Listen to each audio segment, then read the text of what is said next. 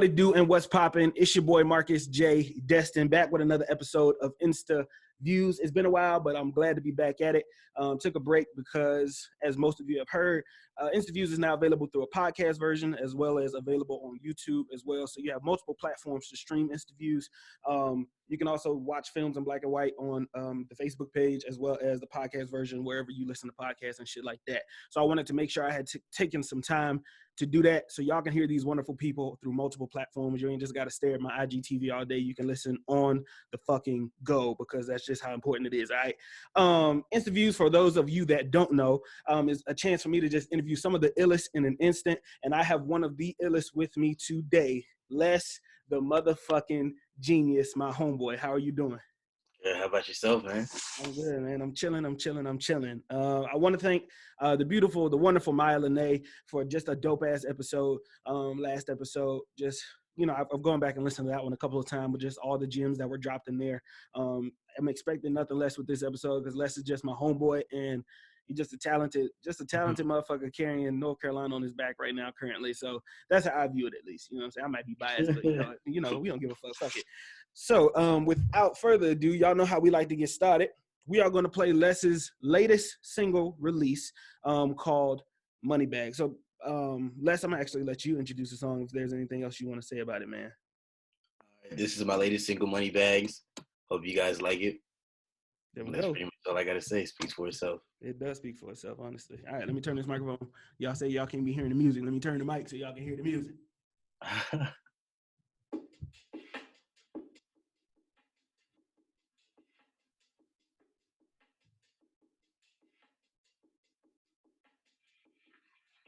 Hey, yeah, holding on the real thing. I have my feelings and women that I need know me, so they call my real name. I used to cool with the homie, but when I took 20 years, something feel strange. All of these niggas that every just let me alone, I ain't gonna go build things. Now my phone trying to fix things, yeah. Bitter ass money for the checkup, always flicking the neck up. Run my back, sit my lap, call my nerve and express up. Other than that, one texture, no time for lines and pressure, no time to vibe on the lecture, no lock inside what I'm in for. Running in circles, yeah. Trying my best not to hurt you. Feel like facing the bird. You busy when I'm up to her, but mama don't look like a Virgo. Where I'm supposed to sound like a Virgil. I'm white, but then I'm off right. Feel so odd. Ain't above those niggas I'm tall like. But no ass kissing. No, I had to make some bad decisions. Do we know kings act the villains? Infidelity and passes with them. If it's all about it bad, let's get it. I've been trying to take these bags for riches. I've been getting paid bad, low funds tax, just old bag was spitting. I've been getting so behind here. Money on my mind now. I'm trying to make it. So that is Moneybags by Les, the motherfucking genius, and you can see why he put the genius after that. Les, man, that song cold as fuck. I'm not gonna lie to you. I was what was it, yesterday? Yesterday I was just listening. You know, I like to listen to your shit just on the regular, but I listen before interviews. I listen to everybody's shit, and I've been listening to that song is good as fuck. You really gotta listen to it though. You know what I'm saying? Really gotta listen to it, just like the rest of Les's music. I'm mad at you for some shit, but I'm a ask you about it later on in the I was also listening to Arizona, and that shit just hit. And Arizona, Pray For Me, Slow Down. Them shits just be hitting when you don't know that they gonna hit. You know what I'm saying? They hit. You be like, oh fuck, I didn't know he was talking like this, and then you gotta just bring that motherfucker back. But like, you pick good beats. So the beats be hitting hard as a bitch. Like, I love the guitar and that shit, that that little build up. I love that shit. But like the shit you be talking about, sometimes I'll hear something and I'll be like, what the fuck? And I just gotta, it's like a Bible. You can't just read a random verse in the Bible and just be like listening to it. Sometimes you gotta go back and refer back some chapters and listen to that motherfucker. So I don't know. I just, you know, I be geeking when people get up here, y'all. Don't mind me. I just, you know, I fucks with the people I fucks with heavy. So without further ado, we're gonna play Make It Quick. I don't know if you've heard about this game, but it's becoming very kind of popular amongst people. They judge you very hard off of what you pick on here. Starting with Free, he picked Wizards of Waverly Place over Harry Potter. Maya picked Beyonce over Rihanna. Everybody just, you know what I'm saying? It's just a whole thing. So I'm not gonna say it matter, but it might fuck with your fan base a little bit. You know what I'm saying? So be careful when you pick. You see what I'm saying? I bet. Before we get started, Les is one of the motherfuckers that made me change the whole he made me change the whole shit of how I did this, because originally it was supposed to be on Instagram Live, And so I did my first. The reason this is episode 1 still technically, right? If y'all haven't noticed, it's going 2, 3, 4, 5. The reason this is episode 1 is because Les was originally the first person I recorded, and we did it through Instagram Live. It was cool, but then he like hit me afterwards and gave me like some critiques and shit like that. And I was like, all right, this is cool. Maybe I need to switch up the way that I want to do it, as well as I want y'all to be able to go back and listen to the shit, as opposed to Instagram Live wouldn't let me save the fucking video. It was a whole fucking thing. So shout out to Les. The reason y'all fuck with this so heavy is because Les gave honest feedback. I can always count on this motherfucker, whether it's the music or the art, whatever the fuck it is, he gonna give me honest feedback. He not gonna bullshit me. So word, that's what that's about. All right, make it quick. You ready, Les? Yes, sir. All right, here we go. Laundry or dishes? Which one I don't like? Laundry or dishes? I say dishes. Okay. What now? Dishes you like? You'd rather do dishes than do laundry? Dishes is a little faster. It's quicker. Okay. Laundry, I'd have to come back and check on it, Makes and sense. it's like noisier. Dishes, I could get done in a couple minutes. So Makes sense. All right. Work alone or work with a team? alone, definitely. Oh, damn. Yes, Really? sir. I was not expecting that. Yeah, I love my team. I love all of us, but it's like I like to do things by myself. I like to zone in alone, and then when you finish, come back and ask for help. Like that's like my favorite process of just working on anything. Okay. All right. Theme park or water park? Definitely water park.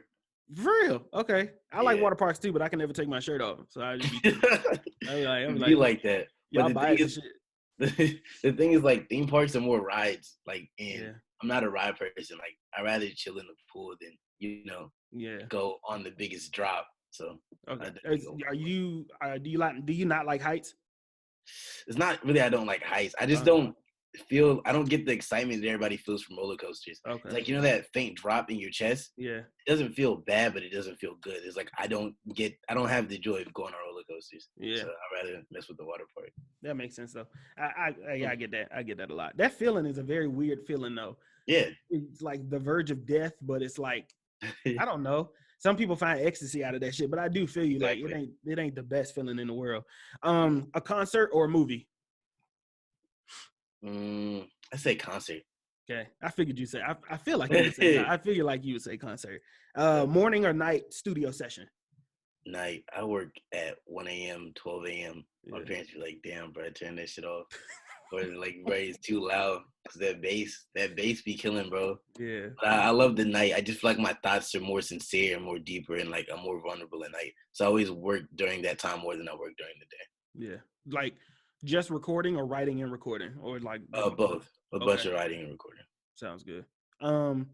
Make a song that makes people cry or one that makes them dance. I think I'd rather go with cry. Yeah, me too. Because I know that emotion.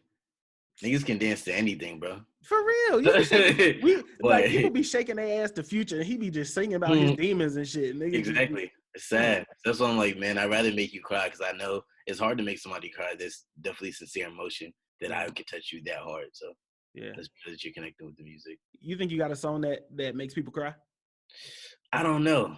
Okay. Maybe proud, depending on how you feel about your people and like, your parents and life. So it just depends. Okay. All right. Hotel or Airbnb?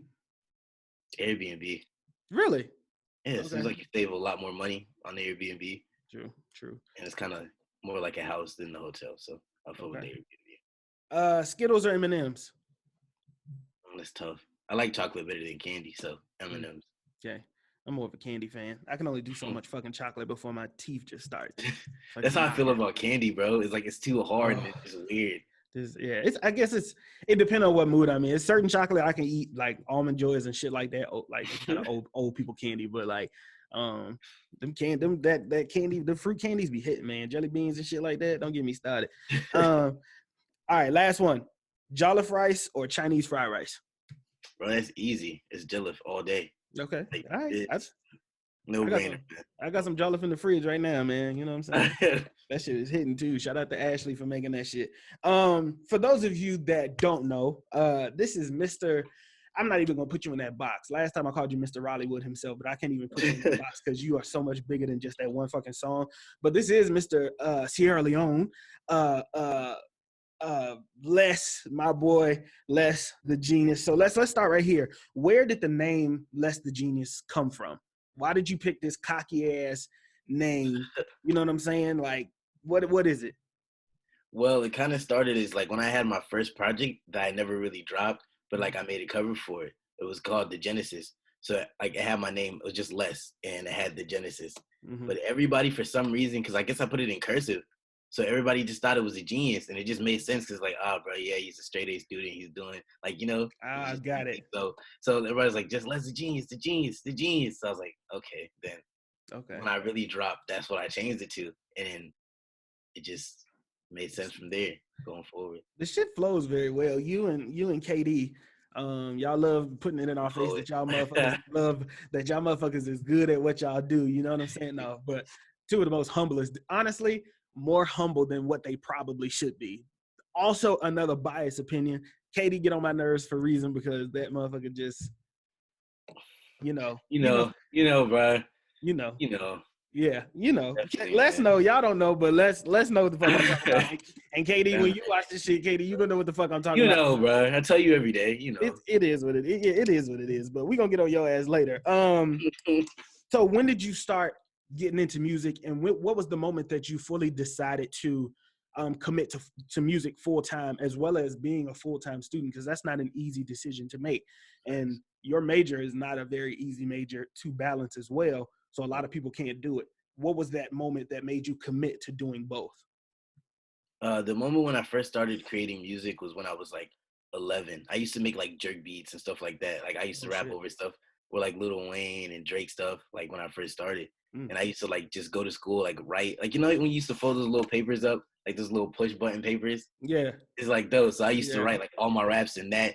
And then instead of putting like words on the push, like I write the name of the song on the top. So whenever somebody asks me about it, then I open it and I start rapping. My teacher found it and she's just like, this is crazy. Like, you're just crazy talented. Like, I always like, you know, put an emphasis on lyricism. Even if I wasn't the best with the flows or whatever, it was like the lyrics made sense. And they, like, for her to even be like, you know, a teacher like that and to really resonate with what I was saying and all the words. So from there is when I really started. I was doing music. Everybody knew that I just rapped. But then when I came back, like in middle school, and I started hearing like on Pandora, I was listening to Kanye West, and I was listening to Graduation. From there, I went to J.Cole. I just started connecting with these different artists that were making music, and it just made me want to get back on my shit, like just really get back into working, because they were just saying the most craziest things that were just making me think and making me feel. And every time I recite their rhymes, just like empowered me, just made me feel different. So I was like, yo, this is what I want to be. This is what I want to do. And from there on, I started taking like music really seriously. And like throughout my whole entire like high school career, I just been putting my best foot forward with music. And I'm just taking it just as seriously as I do everything else. So from there is when I really started.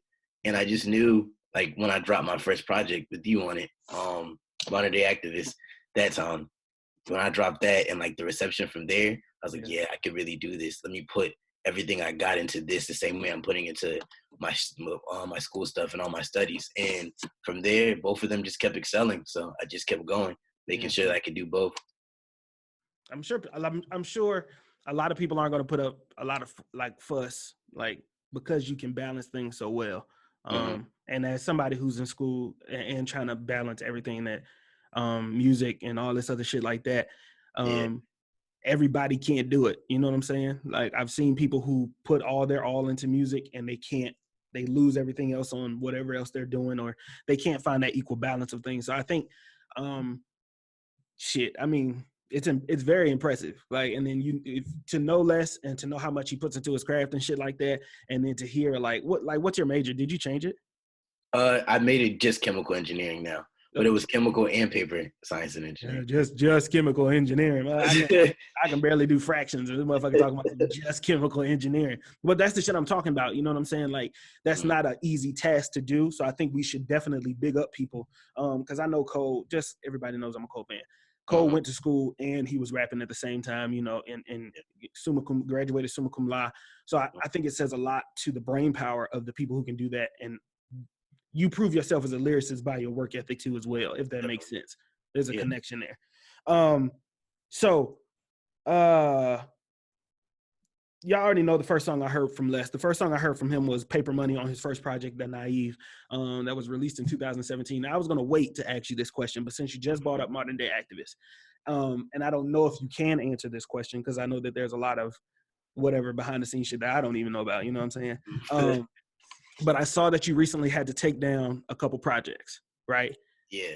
Can you talk about the reasoning why, or you know, that what did that feel like? The reasoning why, what did that feel like, and what does that mean for the future?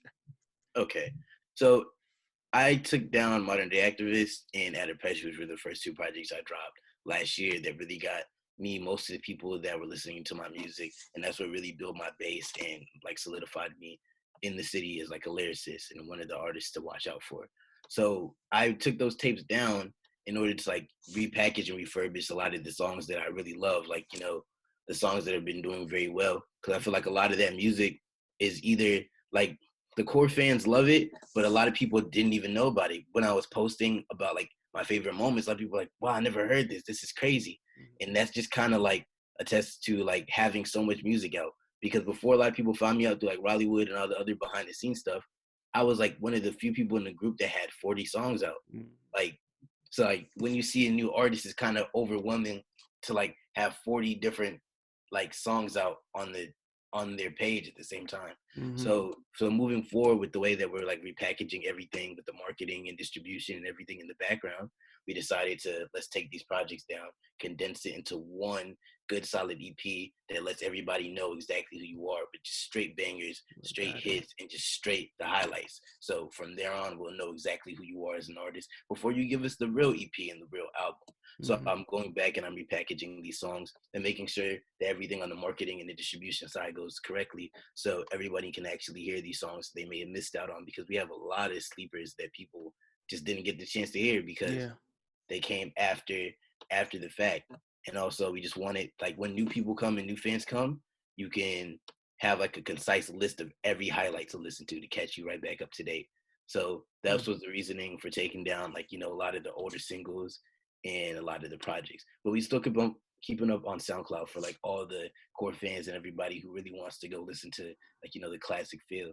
So up on SoundCloud though. Obviously we in two different realms. So, and I like to always bring that back up because, as somebody who's just really starting in music and trying to get there to where you are, to the status of where you are, that I've never thought of it like that, of having too much. Because I always feel like, no, you got to drop. But I've never thought of it as being your new fans, and your newer music sounds a lot different than your older music as well. Yeah, definitely. Obviously. So, you know, it does make sense to, you know, you've built a great fan base, and it's not like you stopped making good music.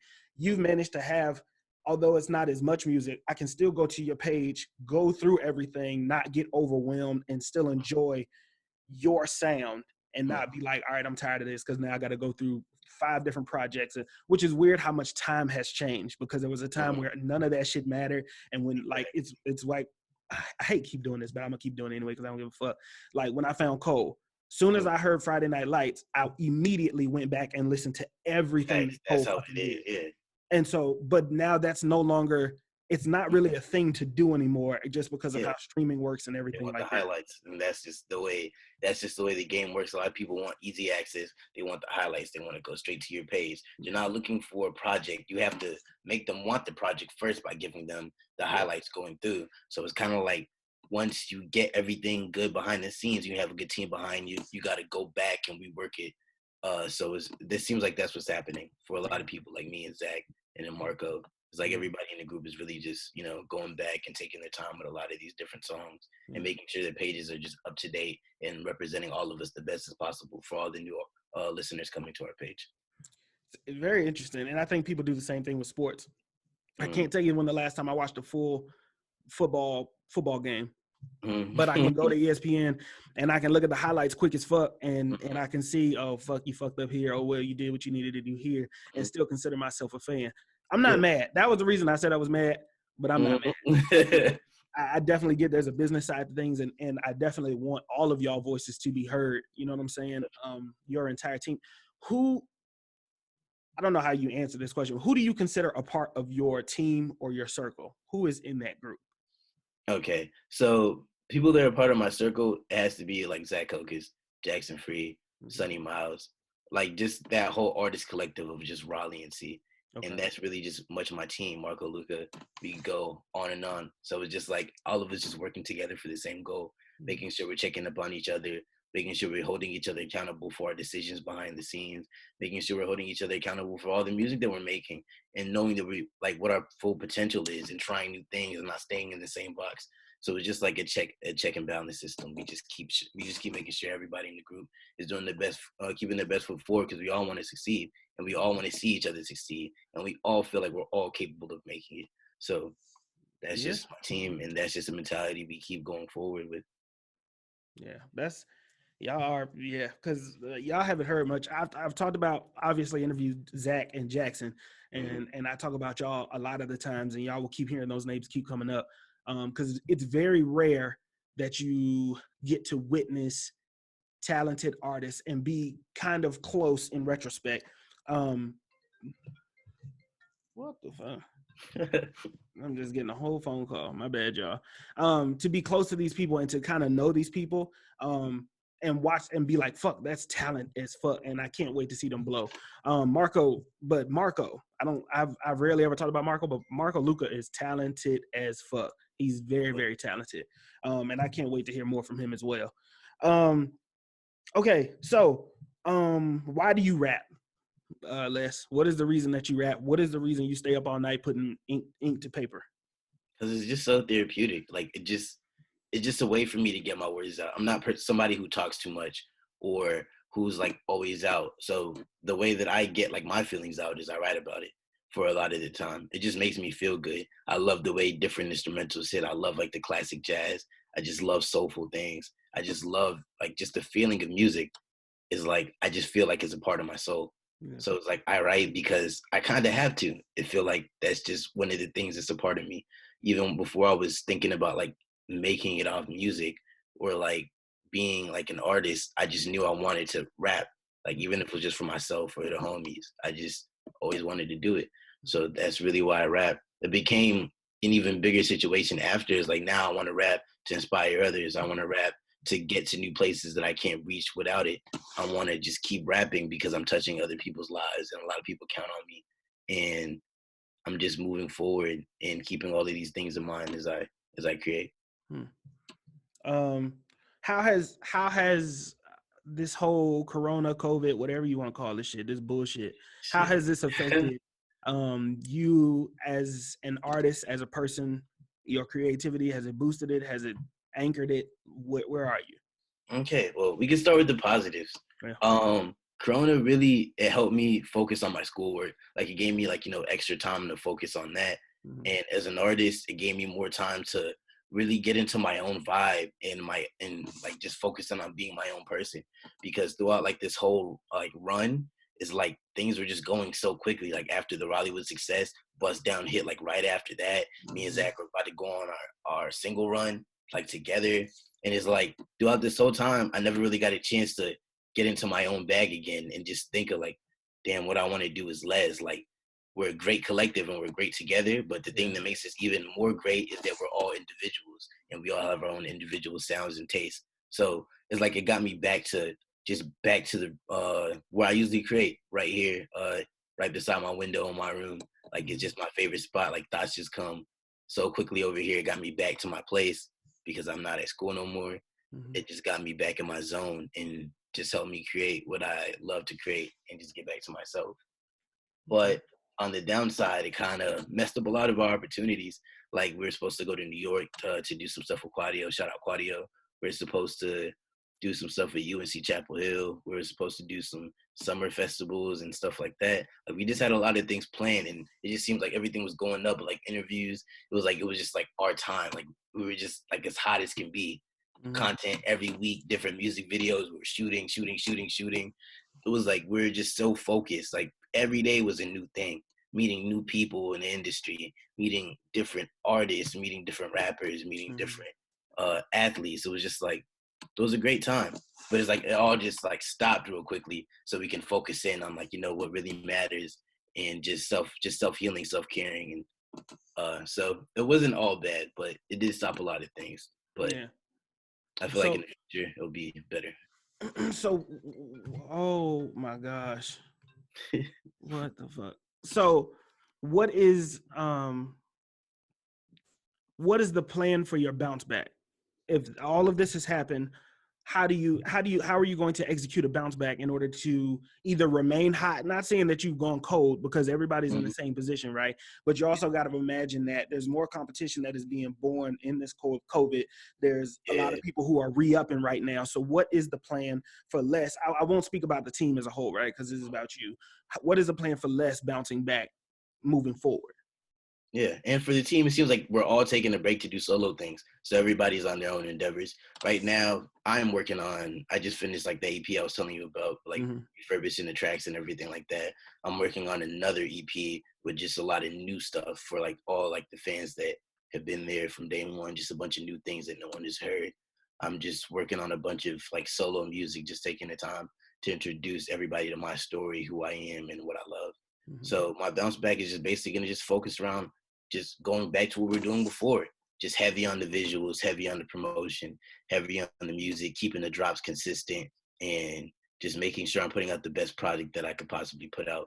And I feel like as long as you're doing that, it always works out. So you just got to keep going back to putting your foot on the gas as hard as you possibly can and not letting up for anything, and you should be fine.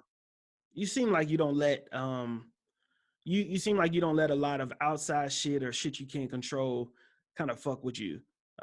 You keep a leveled head. You seem to keep a cool head. I've never seen you. Well, we don't, we're not around each other in person like that, but I've never seen you get flustered, frustrated. When you came up here to perform, you were very flexible, relaxed. Like you was just very go with the flow type of energy. And I think that's great to see from an artist. Does that come from the music, writing the music, or where does that come from? Just this level-headedness? I feel like it just comes from life. It's like as you just go on, you just realize things are just gonna happen either way, and you just gotta adjust to them. The things that makes the best artists or makes the best people is people who are able to adjust, people who are able to sit back and understand why things are going the way they are. Just because you wanted to go some way doesn't mean it has to go that way or is destined to go that way. There's different, routes for everything. So you just gotta be prepared to switch up your plans or whatever is going on. So it's just assessing the situation and making sure that you're understanding why things are happening rather than getting frustrated or getting mad, because that doesn't really help the situation.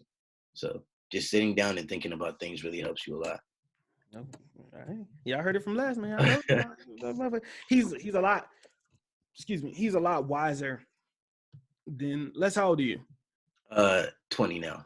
This motherfucker just turned 20 and has been working like, I ain't gonna call you I'm trying to stop using that word, but he's been working like a man who's been in the industry, been in the game for like years. He be teaching me how to playlist my songs and how to do this shit. And honestly, I just be watching. Like music side, there's different lanes. I be watching people and I just be paying attention to Les, seeing what he doing and getting it. Because honestly, age is impressive in context of things. Like I just asked him, how old is he? Oh, he's 20. Oh, that's cool that you're doing all this shit at 20. But age don't really mean shit sometimes, because you can have the oldest person with no wisdom and you can have the youngest person with all the vision and all the wisdom, and but people will discredit that because of how young they are and feel like they don't know a lot. Have you ran into anything like that? Just like how young you are and people just like sleeping on you, or just kind of?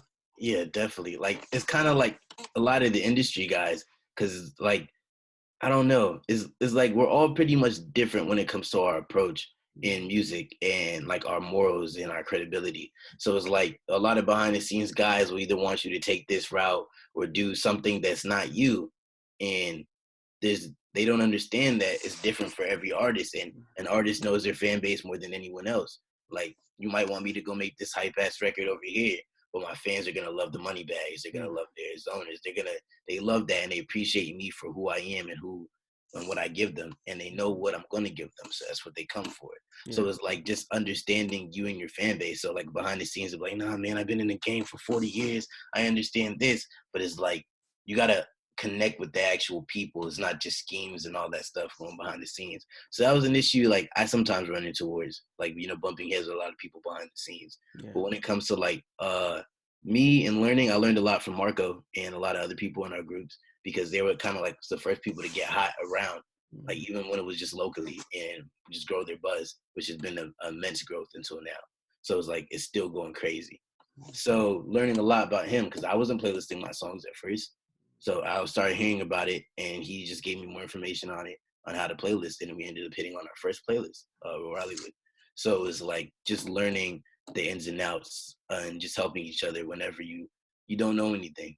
Like, you could always learn something new every day, and the game is constantly changing every day. So the more you pay attention, the more better off you'll be. Yeah, I think that's exactly right. And I think we're about to get into everybody feels like they know a lot of shit because they've been in something a long time, but a lot of times they just condition and they don't know how to do something new. So I think that that's very important. All right, let's get into first, before we get into underrated and favorite, who are your top 3 inspirations in music right now, or creativity? It got to be Kanye, Cole, Saba, and Shimino. Those are my 4. Like, Kanye and J.Cole are obviously the OGs when it comes to music, and just giving you that feeling and putting in, like, just their lyrics, just so much content. Saba and Shimino also do the same thing. But from them, I just really learned how to use unorthodox flows and to rhyme different words, different ways, and to just animate yourself as an artist. And that you don't have to rap slow or a different cadence. You could rap fast. You could just switch it up. You can have multiple different flows in one verse. So it's like, they just taught me that music can be whatever you want it to be. Like, however you're feeling, just make your voice into an instrument and ride the beat however you want to ride it. So they taught me just a lot through just listening to all their music and all their projects, of how I can make my own music. All right. And you can hear that. If you really listen to the music, you can hear all those inspirations in there for sure. And I think that's dope as fuck. So let's go right into underrated and favorite. Les, I want you to tell me your top 2 songs from you, and then give me one underrated song you need people to wake the fuck up about. Okay. My top favorite song for me would have to be Proud. Okay. Definitely. Another song. Let's see. I really love Money Tree for what it was. Very good song. Definitely. Very good. All around beat, lyricism, just a well done song. Well done fucking song. I think the most underrated would have to be Slow Down.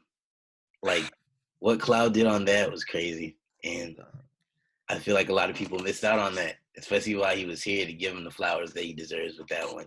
Because that was a crazy verse. And sometimes I just rewind it back and just like, man, what he's like, his lyrics on this. Yeah. Out of this world. Definitely. I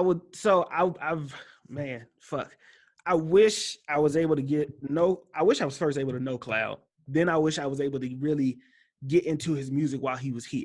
Yesterday, I was on a complete Cloud. I have every project from him that has come out that is available. You listen to the new one that he just dropped? That shit is so fucking fire, man. Classic. That's a Raleigh classic. That shit is so fucking, and like Nodding Off was my favorite at first. Definitely. I was listening to Hostage yesterday and just started tearing up. That shit really got to me, and I was like, why the fuck am I crying? Like, this shit his music is so good. And like, going back to Slow Down is actually my underrated song too as well. Because really listen, once again, I was listening to it. When you drop, I automatically listen to your shit because, like you, Jackson, Zach, I listen to your shit because I'm a fan and I'm gonna show support. So I just go in and I just listen and I'm like, it's good. Sometimes I have to slow the fuck down, and I have to, when it comes through it just came on through a playlist. Like, it was just in random. It was in shuffle and it came on. And I was like, this song, y'all played off of each other very well, first of all. 2 different y'all have 2. All right, hold on. Let me get into my bag right now. Y'all have 2 very distinct voices, right? And we talked about this. Les's voice itself, how it sounds, is an instrument and an added instrument to any beat he decides to hop on, right? Because of just, he has this unique voice. When you hear Les, you know Les. Cloudy has the same thing. And I don't think both of y'all don't have a box of a cadence, which is very strange. Like, y'all can hop on and y'all can just kind of flow. and it just be like that. But y'all played off of each other very well on that song. Everything from the artwork to the verses to it was just a well executed, just a good ass song. It's not much more you can say to that. And I do feel like it is very slept on. Definitely. Very slept. And his last project, everybody just go and just I will link it in this video. I will link it in the description, like, you know, just to make sure that y'all get it. But very, very dope. So my top two is Dodging and Slow Down. And then, and I guess I put it, my underrated was still Slow Down because I put note, y'all need to wake the fuck up. Go listen to Slow Down. That shit is so tough, man. So tough. So tough. Anything else you want to say about any of those, man? Dodging brings me back to like modern day activists. I just really love that project because it was like, even though I don't want to say it wasn't the best rapping because it was really good rapping, but it was like it was more of me on like that boom bap sound throughout the whole project. Mm-hmm. And it's like me really, it was like I made it like now I made a big switch in the more like cadences and melodies. Mm-hmm. But at that time it was like fuck all of that shit. I'm just gonna write the hardest shit I possibly could write. Yeah. And that's what that project was. It was just me saying everything I had to say and being like fresh to the game. Like people haven't heard me say anything. So I had so many different topics to touch on and so many different things to hit. So like Dodging was one of those songs I just really love because it just is just raw and it just gives it to you when it comes to like lyrical content. So how do you balance when it's time to make a song? How do you balance the lyricism, the melody, and when it's time to do what? Is it the beat? What is it? That shit is hard. It takes a while because like I know what I could do like as a rapper, but I also want to make sure it's like artistry. Like I know I could hit him with like 30, 40 metaphors, 30, but it's like, does it make sense? Do you want to hear it? There's a lot of different styles you could take. And I think that's the biggest distinction between J. Cole and Kendrick when it comes down to it. Is like, for me, Kendrick is a better rapper. Like he has better cadences and better flows. But J. Cole, when it comes to it, he knows how to turn it on and off. And that's the thing I want to master. J. Cole knows when he's on like a vulnerable song for the women. He knows how to slow it down, like hang on those words to let you know everything he's saying. And sometimes he knows when to go crazy, like on Sacrifices. So it's like he has like these different bags he gets into. So instead of like really just trying to bar everybody up, I learned that I want to make something that has replay value, something that's timeless, something that you could play, but still give you that lyrical message and you still get those flows. So like the best balance for that is like on the lyrics and on the verses, go crazy. However I want to flow, add my melodies in there, go crazy. But when it comes to the hook, make something that everybody's able to relate to, able to dance to, able to feel, able just to, it just brings the whole song together. So I just been looking for that balance between the two in music. To really just bring together like the old heads that really just love like rap and like the new school people, the people who don't even like rap but just like good music or good feeling. So it's like just bringing all of these groups into one is what I really focus on trying to do to make friendly music for everybody. Yeah. I think somebody who Cole does it all the time. So in order to not talk about Cole, somebody else who did it very well, I think, was Drake with Tootsie Slide. Definitely. Absolutely. When the song came out the first time, I absolutely hated that song. I hated it because of the hook. I hated the hook. But then I go back and I'm listening to the verse, and he is slaughtering the Drake we love. He's still slaughtering these verses, but all he did was put a dancing hook to really attract people in. But what happened was my little brother was dancing he's doing the TikTok dance to the song, but he also knows the verses. And I think it just came by listening to the song over and over, the hook over and over, that you just tend to get it and it pulls you in. Yeah, that's why I love Drake too. I feel like he's very underrated because he'll make a song that everybody loves and everybody loves to sing and dance to, but really the lyrics and like his subliminals are just so crazy. It's like the things that he says, but he just says it. It's like he doesn't have to cut the beat out or anything to put it there. It's just there. If you're that type of guy and you like that, it's there for you. If you're that person that just likes the cadences and the melodies, that's there for you. If you just like to dance and sing along, that's there for you. So it's like you're attacking all these different markets effortlessly, and that's what I strive to do in my music also. And I think you execute that shit well, and I think it's kind of hard to find somebody that if I show somebody the music. When I showed my boy Jarrell, he was like, "Who is this?" And I was like, that's Les, and he actually listens to me. When I put the slow down on, and I put it in my Instagram story the other day, and I was like, "Man, this shit is fire." And he messaged me. He was like, "Duh, stupid." He was like, "You just finding this shit." I mean, he be going crazy, but he be listening. He listens to your shit just as much. Shout out to Rail, man. Definitely. My fucking dog. All right, so what is something that you battle with as an artist? Just staying true. It's a lot of compromising. So I just battle on like keeping my integrity and just staying true through like everything that we go through. So it's like making sure that I'm keeping like who I am, but also breaking and bending. Like, okay, everybody's like, "Oh, you gotta get on this TikTok wave." I'm like, I don't really like that type of stuff. But there's different ways I could do it where it keeps my personality and get into it. Yeah. So it's just like not being so closed in your box that you miss your blessings, you miss these opportunities, and you don't get a chance to explore and get uncomfortable and reach new heights. But making sure that you're still you at the end of the day, and all the things that make you you don't get lost while you're trying to chase something else. So that's a big thing. And also instrumentals right now, I struggle a lot with those because I don't know, I have like a different ear when it comes to looking for beats. So it's like I go through like 200, 300 before I find one beat that I really love. I'm like, yeah, this is the one. So without like the access to those industry producers that give you straight bangers, is like going through everybody's catalog to find that one that really fits. It's hard, especially when your sound isn't what the consensus is in like the modern music industry. It's hard to find the beats that you really love on a daily basis. How many producers do you have if you're going through like YouTube and stuff like that to find your beats still? Yeah, still YouTube and a bunch of like people that I met through Instagram. Yeah. And people I met in person. So it's like wherever I can find these beats, I make sure I check every avenue. Definitely. Yeah. I got a bunch of different people. When it comes to YouTube, I have like 12, 13 producers I love to go to. When it comes to my friends, like we got Cash Paradox, shout out Cash. We got Nick Nash, who are really like, just been doing music for a long time. And like if I tell them I need a sound, they could definitely get that for me. So we have those guys.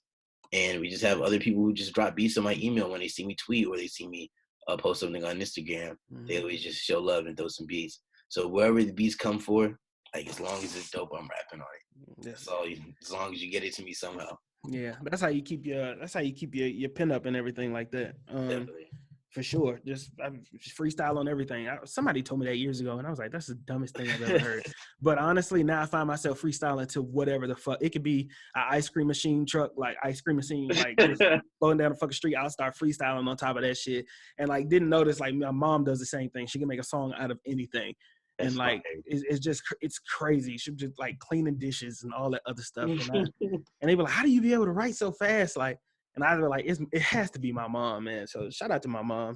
I don't know why. That was a weird connection, but shout out to my mom for freestyling, I guess, whatever. So what is your most accomplished moment as an artist so far? My most accomplished moment, and like logically, I would say the Obama thing. Okay. But my most accomplished artist myself was that, like, getting my parents 100% in on what I'm doing.